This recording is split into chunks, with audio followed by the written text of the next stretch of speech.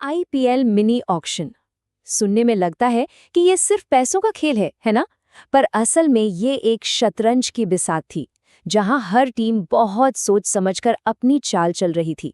तो आइए जरा करीब से देखते हैं कि इस दिमागी लड़ाई में किसने क्या दांव लगाया और कौन सबसे स्मार्ट निकला। जरा सोचिए, सिर्फ एक दिन 10 टीम्स और खर्च हुए 215 करोड़ रुपए से भी ज्यादा। ये एक नंबर ही काफी है ये बताने के लिए कि दांव पर क्या लगा था और माहौल कितना गर्म था। और ये सब हुआ कैसे? पलक झपकते ही एक ही दिन में खिलाड़ियों पर ऐसी ऐसी बोलियां लगी ना कि रातों रात उनकी किस्मतें बदल गई। सच में यही तो है आईपीएल ऑक्शन का असली जादू। लेकिन क्या हो अगर इस नीलामी की असली विजेता वो टीम हो जो वहां बस नाम के लिए मौजूद थी? जी हाँ, यही वो सवाल है जो इस पूरे विश्लेषण को सबसे दिलचस्प बनाता है। आज हम एक ऐसी ही रणनीति पर बात करने वाले हैं। तो चलिए शुरू करते हैं। सबसे पहले इन बड़े बड़े नंबरों के पीछे की कहानी को समझते हैं कि आखिर ये हमें क्या बताने की कोशिश कर रहे हैं। अब देखिए, यहाँ एक बहुत ही मजेदार विरोधाभास है। कुल मिलाकर 77 खिलाड़ी खरीदे गए, लेकिन 82% से भी ज्यादा पैसा, सोचिए, सिर्फ 27 खिलाड़ियों पर खर्च कर दिया गया। मतलब साफ है, असली लड़ाई तो बस मुट्ठी भर खिलाड़ियों के लिए थी। बाकी 50 तो अपनी बेस प्राइस पर ही चले गए। और लड़ाई भी कोई ऐसी वैसी नहीं, रिकॉर्ड तोड़ने वाली लड़ाई। कैमरन ग्रीन 25 करोड़ से ऊपर गए। लेकिन सबसे हैरान करने वाली बात तो ये थी कि दो युवा खिलाड़ी, प्रशांत वीर और कार्तिक शर्मा, जिन्होंने इंडिया के लिए खेला तक नहीं है, उन पर 14-14 करोड़ रुपए से ज्यादा लगा दिए गए। इसने तो नीलामी का पूरा समीकरण ही बदल दिया। और यहीं से इस नीलामी का सबसे बड़ा ट्रेंड निकलकर सामने आता है। टीमों ने तजुर्बे से ज्यादा भविष्य पर दांव लगाया। सीधी सी बात है, युवा जोश अनुभव पर भारी पड़ गया। अब जरा ये देखिए कि मार्केट कितना बेरहम हो सकता है। Devon Conway, Jonny Bairstow, Jake Fraser McGurk, इतने बड़े बड़े इंटरनेशनल नाम, और इन्हें कोई खरीदार तक नहीं मिला। शॉकिंग है ना? ये टीमों की बदलती सोच का सबसे बड़ा सबूत है। और ये सिर्फ कहने की बात नहीं है, आंकड़े भी यही कहानी बता रहे हैं। 25 साल से कम उम्र के 81% खिलाड़ी बिक गए और 30 से ऊपर वाले सिर्फ 49%। इतना ही नहीं, युवा खिलाड़ियों की औसत कीमत भी कहीं ज्यादा थी। मैसेज बिल्कुल क्लियर था, टीमें कल के लिए बन रही हैं। तो सवाल ये है कि टीमों ने ऐसा किया क्यों?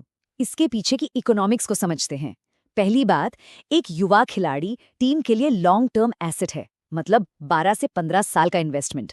और दूसरी और बहुत जरूरी बात, ये खिलाड़ी पूरे टूर्नामेंट के लिए अवेलेबल रहते हैं, जो विदेशी सितारों के साथ हमेशा मुमकिन नहीं होता। अब देखते हैं कि ये सोच अलग अलग टीमों की स्ट्रैटेजी में कैसे दिखी, क्योंकि यहाँ दो बिल्कुल अलग अलग फिलॉसफी देखने को मिली। एक तरफ वो जिन्होंने पर्स खाली कर दिया और दूसरी तरफ वो जो चुपचाप अपना काम कर गए। जरा इस चार्ट पर नजर डालिए। एक तरफ केकेआर, जिन्होंने लगभग 64 करोड़ रुपए खर्च किए, दूसरी तरफ सीएसके 41 करोड़, और फिर आती है मुंबई इंडियंस, सिर्फ 2.20 करोड़। जमीन आसमान का फर्क है, साफ दिख रहा है। केकेआर की स्ट्रैटेजी एकदम क्लियर थी, स्टार चेजर। सोचिए, अपने बजट का 82% से ज्यादा हिस्सा सिर्फ 3 खिलाड़ियों पर लगा दिया। ये एक high risk high reward approach है। या तो जैकपॉट लगेगा या सब डूबेगा। अब आते हैं सीएसके पर। इन्होंने भी एक जुआ खेला, लेकिन बिल्कुल अलग तरह का। इन्होंने 2 अनकैप्ड टीनेजर्स पर 28 करोड़ से ज्यादा लगा दिए। ये वही सीएसके है जो हमेशा अनुभव को तवज्जो देती थी। उनके लिए ये एक बहुत बड़ा क्रांतिकारी कदम था। और अब उस टीम की बात करते हैं जो इस पूरी रेस से, इस पूरी बोली की जंग से एकदम अलग खड़ी थी, मुंबई इंडियंस। उनके कोच महिला जयवर्धने ने एक बात कही जो उनकी पूरी सोच को आसान शब्दों में बता देती है। उनका फोकस हमेशा से एक चीज पर रहा है, कंसिस्टेंसी, और एक सॉलिड कोर टीम जिसे वो बार बार बदलना नहीं चाहते। तो उन्होंने नीलामी में किया क्या? देखिए, सिर्फ 2.20 करोड़ में 5 खिलाड़ी, 5, और उनमें से 4 तो बेस प्राइस पर। और सबसे बड़ा master stroke, Quinton de Kock को सिर्फ 1 करोड़ में वापस ले आना। इसे कहते हैं सर्जिकल स्ट्राइक। तो असल बात यह है कि मुंबई इंडियंस के लिए नीलामी की मेज पर आना बस एक फॉर्मेलिटी थी। उनका असली काम तो नीलामी से पहले ही हो चुका था। अपने 20 कोर खिलाड़ियों को रिटेन करके और स्मार्ट ट्रेड करके उन्होंने अपनी टीम पहले ही बना ली थी। बल्कि उन्होंने नीलामी में एक मज़ेदार चीज़ भी की।